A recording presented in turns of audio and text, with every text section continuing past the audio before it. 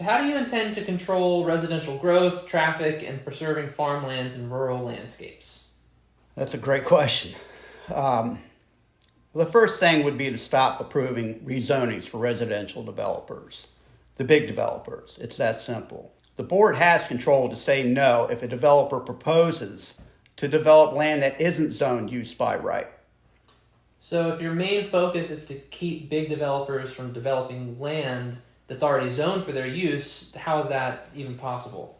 I learned that since 2007, the county approved a program where instead of landowners selling their large tracts of land to big scale residential developers, they can instead sell the development rights to the county for cash instead and still keep their land.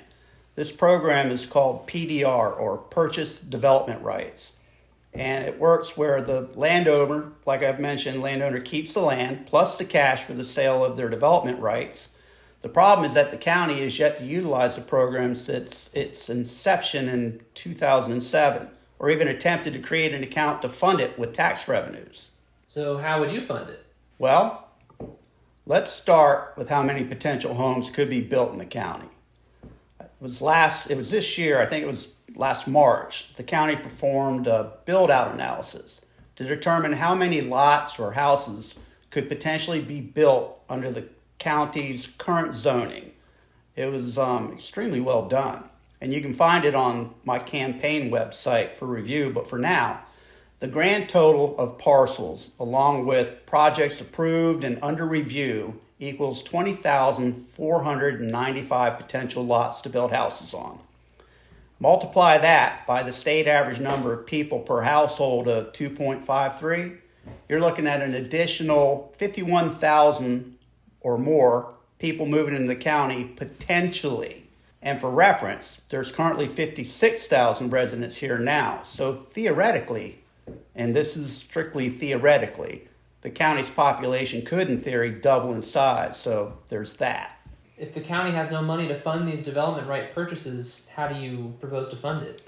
As much as it pains me to say it, a data center. Like I mentioned before, I don't like data centers at all, actually, but I'm aware of one data center prospect that would generate $150 million in taxes annually.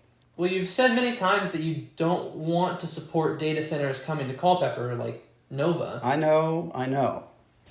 But that was before I learned about the Purchase Development Rights Program. When you think about just one data center's ability to purchase mass development rights and prevent thousands of acres turning into tract houses, I can live with approving one, only one. I would go on record that before I would vote to approve a data center, appropriations of that $150 million annual tax revenue would be committed to fund the purchase of residential development rights first, capital improvements second, and whatever the surplus balance at the end of the year gets appropriated to lowering our taxes. Nothing else. I would impose a minimum of 500 feet to 1,000 feet buffer. All four sides of the building must shield all noisemakers, not just one side. Also, there's a misconception about data centers I learned regarding their water usage. Today's data centers only require the same water consumption as 2 to 4 residential homes annually to operate. So they've come a long way with that. Okay, but why would any landowner want to sell their development rights? I had the same question. When you think about it, developers pay a premium for land that is already zoned for their use. So take a farmer who needs cash and decides to sell his land that is currently zoned for developers' use. He could sell his development rights for a premium to the county instead. Basically, he still gets the cash out, but he keeps his land at the same time. He could use the proceeds to pay off farm debt or expand his operation or have money to leave his kids without the worry of his kids selling the farm to a developer after he passes on. I mean, that's got to make sense. Yeah, definitely. I'm wondering, how do you think your voters will feel about that? Comes down to this. Do the residents want to win the battle of preventing one more data center from being approved or lose the war on the current runaway growth? To me, it's simple. If one data center can potentially prevent large tracts of land from turning into another Stonehaven, save our farmlands and rural landscapes, stop the insane traffic from increasing, and lower our taxes, it's a no-brainer. Then why hasn't it already been done? Once I learned about the Purchase Development Right program, I've been asking myself that exact question. Perhaps it takes, I don't know, a fresh pair of eyes to see what's right in front of you. I also think they don't know how to negotiate with data centers, to be honest. I guess being a commercial developer gives me a kind of a leg up dealing with large commercial and industrial businesses that want to come to Culpeper.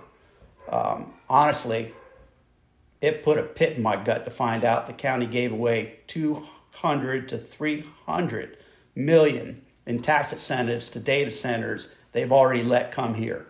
20 years ago, that's what counties did to court data centers to come to them for the high tax revenues. But in today's market, the tables have turned. The data centers are paying upfront proffers of 10 million plus just to get their foot in the door and are required to pay taxes beginning year one of operation, not several years down the road. Yet the county simply took what they were offered. I mean, they must not have known how or that they could have negotiated with them is all I can figure. I see your logic, but isn't supporting a data center just kind of like political suicide? Maybe, probably, I don't know. But, I mean, look, I'm not interested in acting like a politician, playing the middle ground to be safe, just so I can get elected and then do nothing, or worse, keeping my plans quiet until I am elected. I'm no Trojan horse. I'm putting myself out there right now, well in advance of the election, and I'm proposing a well thought out solution that's real and not smoke and mirrors. I'm a pragmatist. Sometimes you have to give a little in exchange for the greater good of the whole, and in this case, the greater good is to protect Culpeper's special uniqueness that everyone who lives here loves and wants to protect. Honestly, it's the sole reason I'm running. I don't want to see Culpeper turn into Northern Virginia, and I know something can be done to prevent it. What about the smaller local home builders? I support them 100%. To me, smaller home builders are sustainable organic growth, if you will. It's manageable growth. Plus, they help support the local economy. Realtors also play a big role here as well. They support the local economy too and have a symbiotic relationship with smaller builders. And I want both industries to do well. It's healthy growth. Like I said earlier, I'm not anti-growth. I'm for smaller scale organic growth that doesn't outpace our capacities and keeps our rural landscapes intact.